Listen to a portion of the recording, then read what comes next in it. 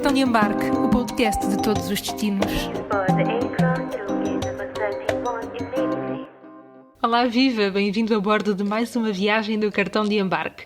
E porque estamos a falar do podcast de todos os destinos, hoje partimos pela primeira vez para a Oceania. Prontos para descobrir a Austrália? Vamos precisar de ajuda e foi por isso que chamei um casal com quem gostei mesmo de estar à conversa. Ele é meu conterrâneo, é de Torres Vedras, mas está a viver na Austrália há coisa de 10 anos. Ela é australiana, natural de Queensland, no norte, e juntos adoram descobrir a fauna e a flora de um país que tem muita natureza para explorar. Daqui a pouco apresento-vos a Lindal e o Gonçalo da Silva.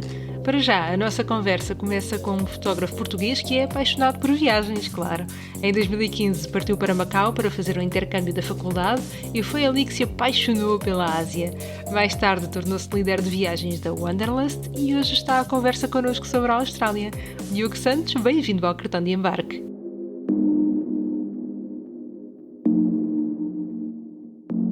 Em 2015 eu fui de intercâmbio pela faculdade para Macau, onde fiquei lá a viver, e a partir daí comecei a viajar e fiz aquela rota tradicional do Sudeste Asiático.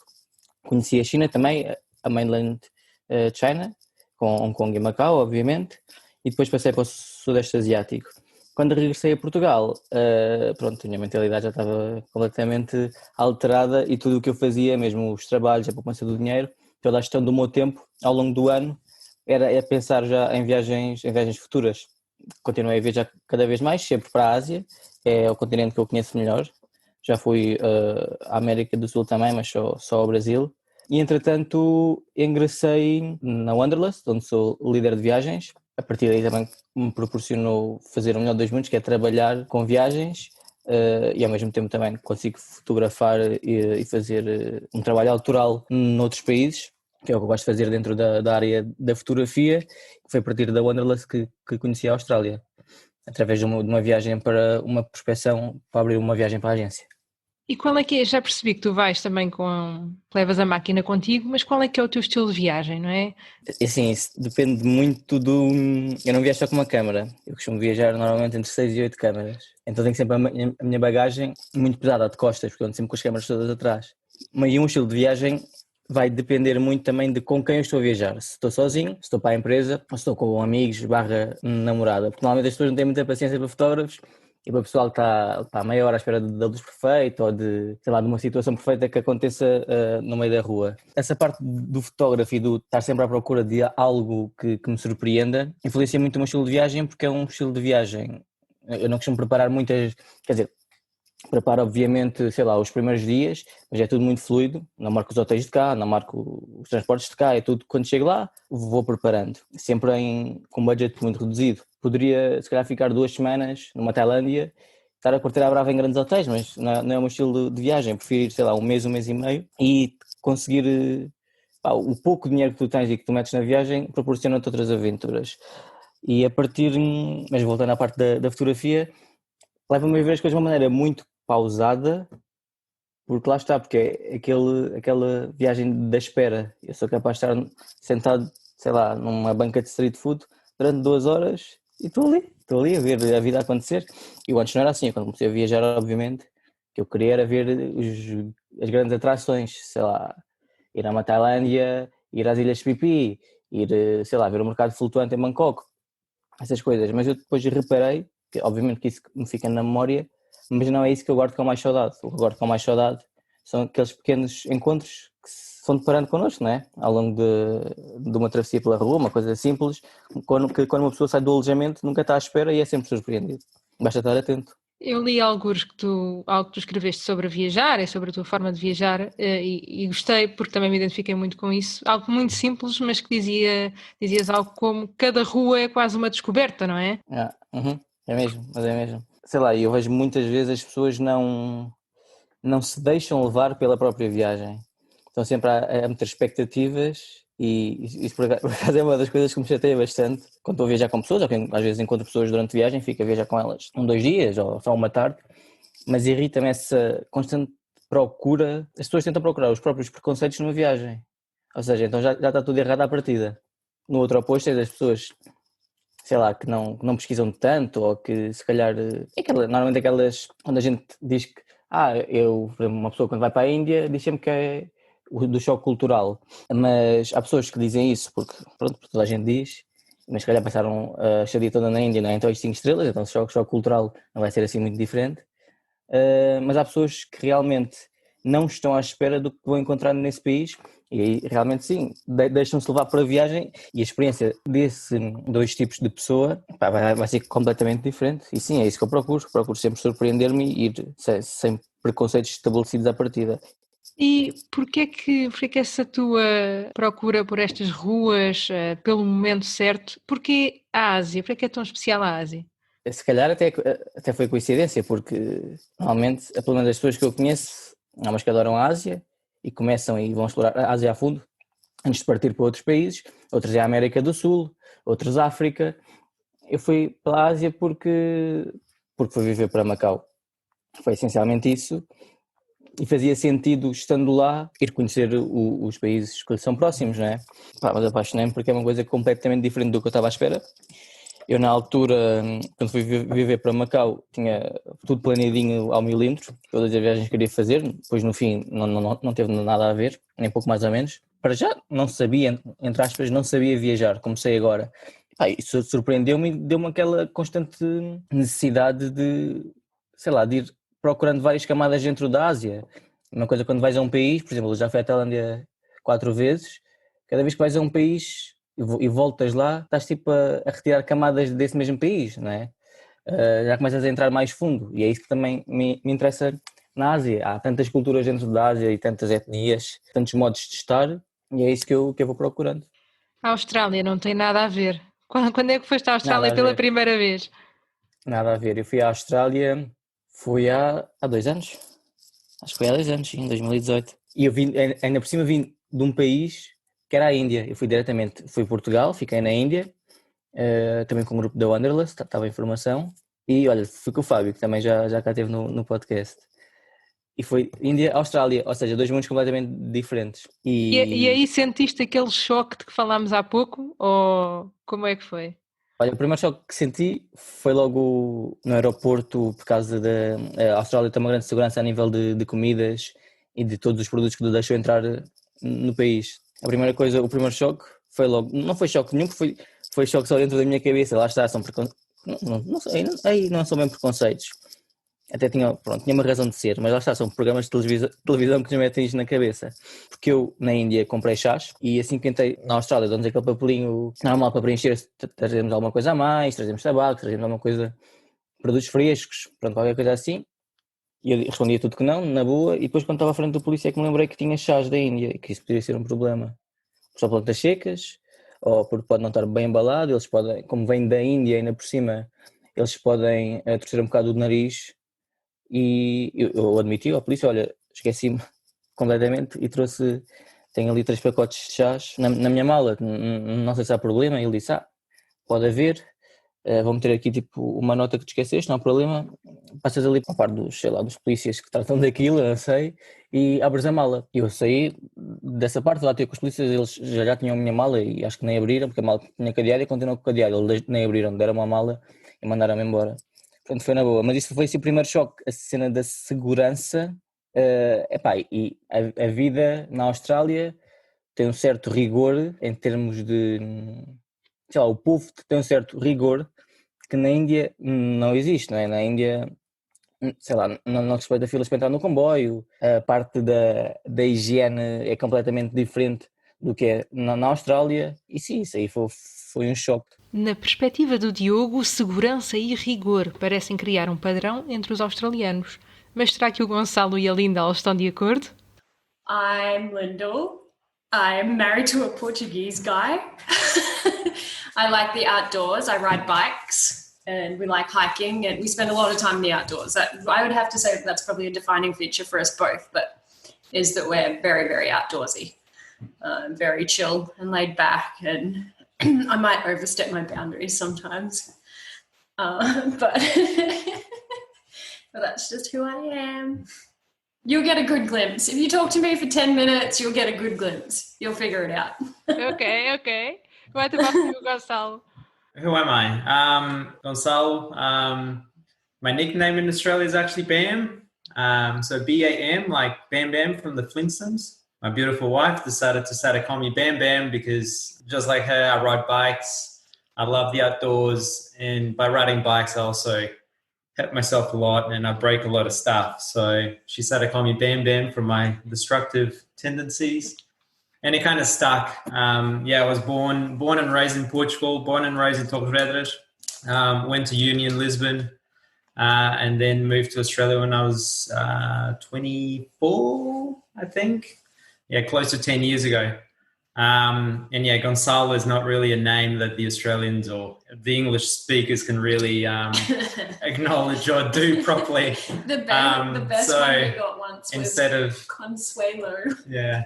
Instead of being called Consuelo or Gonzalez or Gonzo, which is a clown, we just decided that Bam was a much better name. So officially in Australia for work, for anything, my name is actually Bam De Silva, and I'm pretty sure it holds almost as a legal name now. Just like Lyndall, I mean, I was a mountain biker and a climber. I climbed a lot in Portugal before moving to Australia, and that's what I did as my main hobby. And when I moved to Australia was pretty much what we continued to do. And from there, went back into mountain biking. We just spend our entire time outdoors, either with the dogs or just hiking, mountain biking. Just loving life outdoors. We're much more bush people than we are beach people. That's what we love. How does it look like to live in Australia? What were, the main differences you felt when you moved there? I was probably a little bit spoiled by the fact that I already had a pretty good understanding of English. My English was already very good when I moved to Australia. So I think my perception of the country was as if, I almost already lived here, or at least people's reaction to me was as if I already lived here for a while. So I never felt that jarring perspective of someone that moved to a completely new country. I also had Lyndall here. I had a family. So I was pretty spoiled by having, a pretty good platform to grow from. But yeah, it's definitely interesting. You grow up in Portugal in a tiny little country on the other side of the world, and you think of Australia as this exotic place on the other side of the world where crocodiles are going to eat you at any time. And it's not too far from the truth, to be honest. Okay. Depending on where you go. Probably a bit excessive, but it can actually happen. But it is different. It is culturally different. Probably the one thing that people don't understand or don't take as a very Australian thing is how multicultural and how diverse the country is. Although it is an English colony established by the English in its current form, obviously there was a lot of people already living in Australia before the English populated the country with European settlements. What people don't understand is how much other cultures influence the country and how much they represent, significant parts of the country, such as the Chinese community, Vietnamese community, Portuguese, Italian. Everyone's represented in the country, and depending on where you live and where you go, you actually get really deep pockets of these cultures. So the country is exceptionally multicultural. There's an Australian saying, which is everyone has a right for a fair go. Which means everyone has the same opportunity. It doesn't matter where you're from, where you started your journey. It's the Australian way. It doesn't matter. You have a fair go. And it's really interesting because actually I really don't think that most of the people outside Australia have this idea of, plenty of communities. And Linda, what about you? What are the first words that come to your mind when you think about Australia and Australians? It's funny, if you asked me this question 10 years ago, it would have been a completely different answer. I didn't want to live here. I wanted to be anywhere but Australia, but I'll explain why soon after this. Now, I love it. It's so easy. Easy is the word. Obviously, we have our problems. Like a job isn't a given, like in any country. But when you have a job, it's easy and secure. I know that sounds really boring, but it's easy and secure and fun. It is super fun. It is what you make it. And well, Bam kind of stole everything that I was going to say. It's really multicultural, and as a result, you get a different perspective on life here as well. You're kind of exposed to a lot more cultures, but definitely easy, fun, and secure. Absolutely. But I'm also Australian. I'm a white Australian. Do you know what I mean? Like it may be a completely different scenario for an Indigenous Australian or, whatever. We've got so many different types of Australians. He's Australian now. He's a dual citizen. I'm Australian, born and bred in the north of Queensland. So it's just so varied, so multicultural. It's so hard. I was on the train today and I was thinking, how do you possibly sum Australia up? It's massive. It's so multicultural. It is what you make it. I would have to talk about it for hours and hours and hours to really get my point across.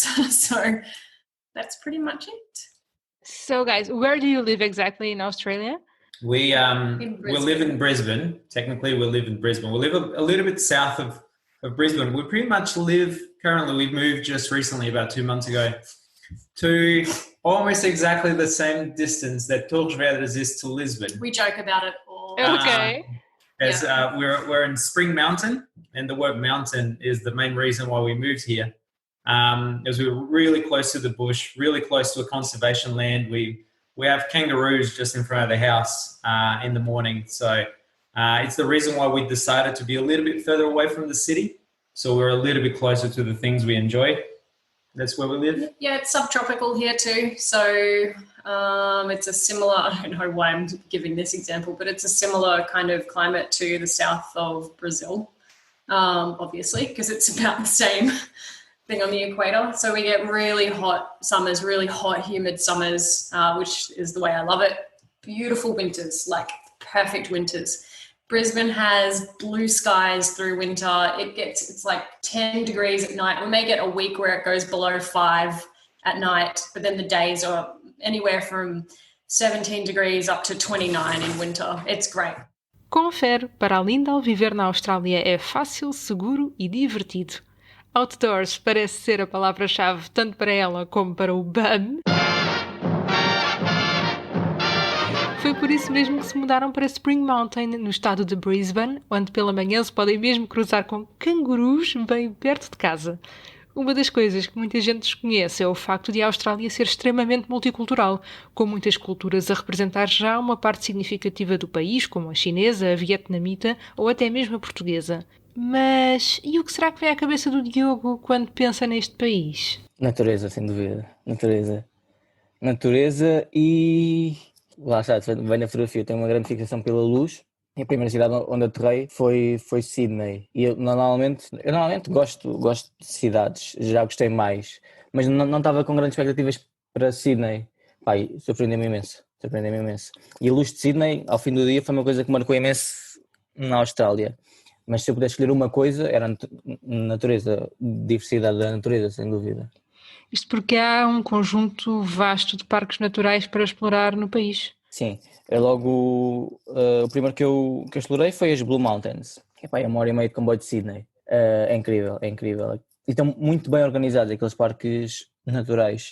A visita consegue ser relativamente fácil e consegue chegar aos pontos-chave e aos pontos não tão chave, mas consegues alcançá-los com a mesma facilidade. Isto em termos de transportes, digamos, motor. Tens autocarros próprios do parque, que estão muito bem sinalizados. Depois já, claro, que há partes onde tens que andar mais ou andar menos. Fazer trekkings, sei lá, algumas só um quarto de hora, outros levam 4 horas a fazer. Mas dá para todos os gostos. Ou seja, quem quer ir mais a fundo e quem não quer ir. Depois tens a parte da floresta de Daintree, que tens lá grandes crocodilos. A floresta de Daintree é onde a água do mar se encontra com água doce, ou seja, tens os grandes crocodilos de água salgada, e um monte de variedade de animais. Tens uns, se eu me lembro do nome, que só há lá, são animais pré-históricos já, que eu não estou a lembrar agora do nome, mas é um pássaro parecido com uma avestruz, tem uma grande crista. São os casuários. caso vários, sim. Eu não vi nenhum, mas há lá, eu adorava ter visto, não vi. E depois tens a parte da Grande Barreira de Coral, incrível também. Tens a parte que é uma natureza um bocado mais diferente, mas não deixa de ser natureza, que é o Outback australiano, a parte do Uluru, daquela rocha gigante, a maior rocha do mundo.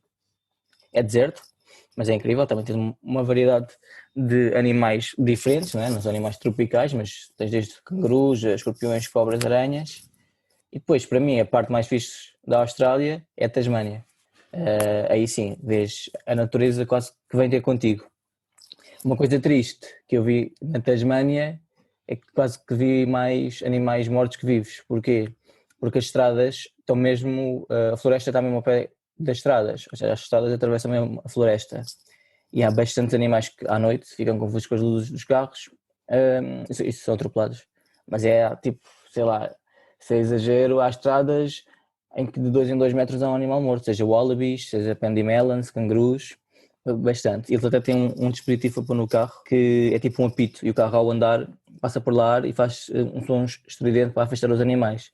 Pá, não sei se isso resulta ou não, já ouvi dizer que sim, já ouvi dizer que não.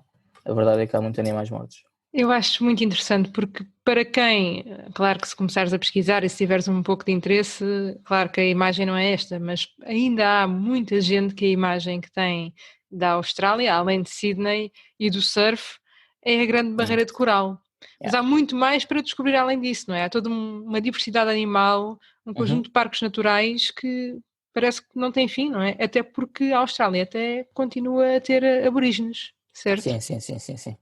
E na primeira parte da tua intervenção, sim, a barreira de coral muito fixe, adorei, não fiz mergulho. Houve pessoas que viram, mesmo a fazer snorkeling, que viram tartarugas, eu consegui ainda ver um tubarão, não era muito grande, mas vi. Mas pronto, isso é em Cairns, eu visitei a barreira de coral na cidade de Cairns, e foi aí que também em Cairns que vi fui à floresta de Daintree, que eu não conhecia, só conheci quando comecei a fazer a pesquisa para fazer a prospeção da viagem, nunca tinha ouvido falar.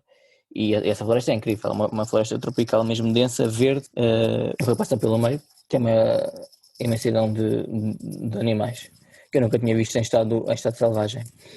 E depois a parte dos aborígenes, sim, eu vi aborígenes, aliás até uma parte tinha assim um bocado de mixed feelings acerca disso, mas na Uluru, Alice Springs, aquela parte do Outback do deserto, as tours normalmente que nos levam a fazer os vários, eu fiz uma tour de 3 dias ou 2 noites de 3 dias, não me lembro bem, e essas tours levam-nos a ver galerias ou museus, como quiserem chamar, de arte indígena.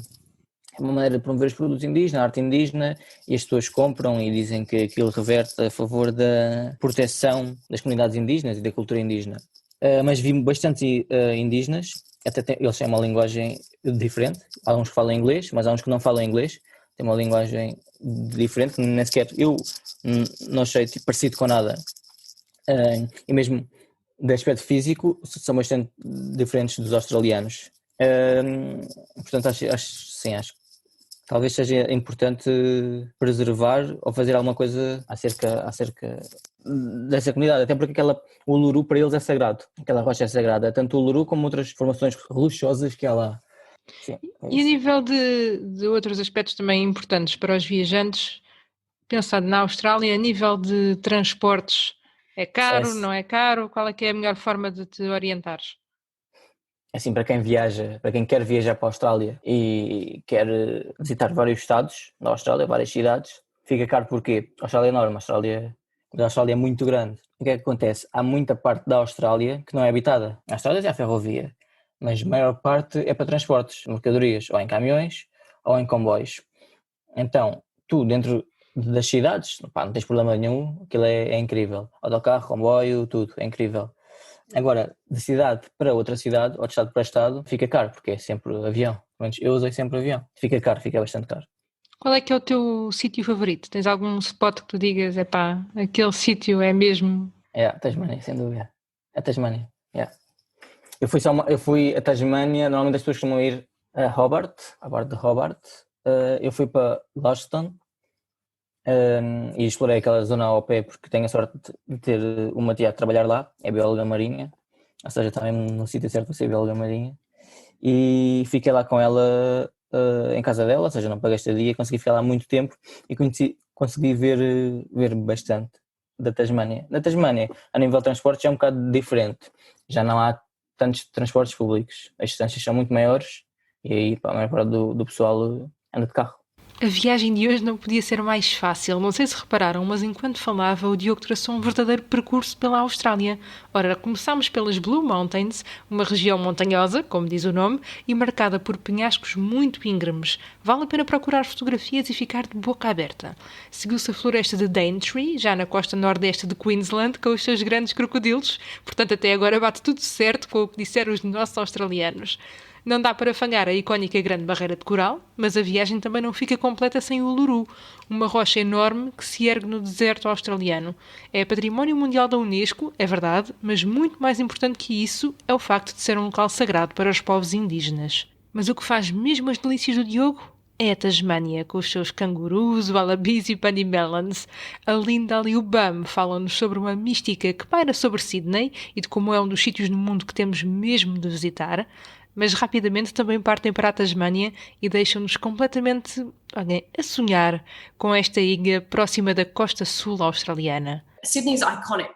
And you feel it when you're there. Even as an Australian, you know that you're living in an iconic city in the world.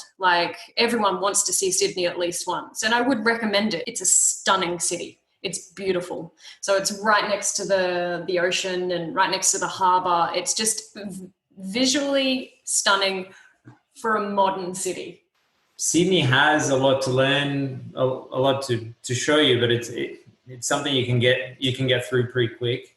But I have to say, as an outsider and as being foreign and coming into the country, and that first time that you're in the city and you come into the harbour and you turn a corner and you see the Opera House. Oh, yeah. And you see the Story Bridge. Not the Story Bridge. Not the Story Bridge is in Brisbane. Never mind. Turning the corner and seeing the Opera House, seeing the Harbour Bridge, it is one of those sites that you go, wow, I'm in Sydney. This is insane. And I've done it myself. My mum has been here, and my mum also went through the exact same thing, and it is. I'm sure many people go through that. Even Australians go through that. We were talking for the last minutes about Sydney, but from what I see, you guys really like outdoors. So, what are your favorite spots? Tasmania. Yeah, the entirety of Tasmania, which some people don't even know exists. The little island off the back of at the end of Australia. Just before Antarctica. It's absolutely stunning place. People come from around the world to just do hikes through Tasmania. I don't think people really give value to how stunning and how foreign it feels in Tasmania. Not even Australian. It doesn't feel Australian, it feels Tasmanian, and it's a very special place. We've been there twice. One of them we went because I had a mountain bike race down there, and it was absolutely insane. It was spectacular. And then we went on our 50th anniversary. Yeah. And we stayed there for a week at Cradle Mountain, which is known for being a beautiful, beautiful mountain out there. And it was just stunning. It was middle of August, so middle of winter, and it snowed pretty much every day. We hiked every day. We saw Tassie Devils. We saw wombats, which are the cute little wombats. Rectangular little cubic little. They're vicious animals. Though. They're vicious. Yeah, that's don't the get thing. too close. The thing about Australia is the animals are super, super cute. But they all want to kill you. There's not just don't pat them. Whatever you do, they're for looking at and definitely not touching. Kangaroos will literally kick you in the face. You just don't touch them. But Tassie is what I love the most about it. It's like a fairy tale, and it's the best way to describe it. It's like a dream. If I would arrive tomorrow in Australia, that would be one of the spots that I had to go, right? Absolutely, and not many people know that. It's also not for everyone. If you're coming to Australia to see the beaches and you're a beach person, you want to, swim with the whales and see the coral reef. Tasmania is not for you. Tasmania is for the people that want to feel lost. They want to feel like they're in the middle, what the world might have been like thousands of years ago. Yeah, so Tasmania for us is number one, but obviously we'd say go to Sydney. Here's six places. If you do go to Sydney, very early on when I moved here, we did a trip all the way to Melbourne, all the way to Phillip Island to watch the MotoGP racing, because we're big MotoGP fans as well. We traveled by van with a camper van all the way from Brisbane to Melbourne, which is the equivalent from going from Lisbon to maybe Prague on a camper trip. And how was that trip? Yeah, I had to drive. That's the Australian scale. I let him drive for 100 kilometers. I'm not very good at driving at night or. Well, he's better now. Out of the 6,000 kilometers that I drove in a week, I let him drive for 100. And then I realized that he didn't, because he was only in Australia at that point for a few months. So he hadn't had that experience, the long haul driving yet. But most importantly, dusk and dawn driving here is you need to have eyes on the side of the road, because the last thing you want to do is hit a kangaroo or lots of fauna will come out onto the road. So you've got to have you're looking in your peripherals more than you're looking ahead. And I think there was one kangaroo hopping on the side of the road, and I was like, watch out for that. And he's like, what kangaroo? And I was like, yeah, I'm gonna drive now. Yeah. And as I was saying, on that road trip that I didn't get to drive because apparently I couldn't see the kangaroos.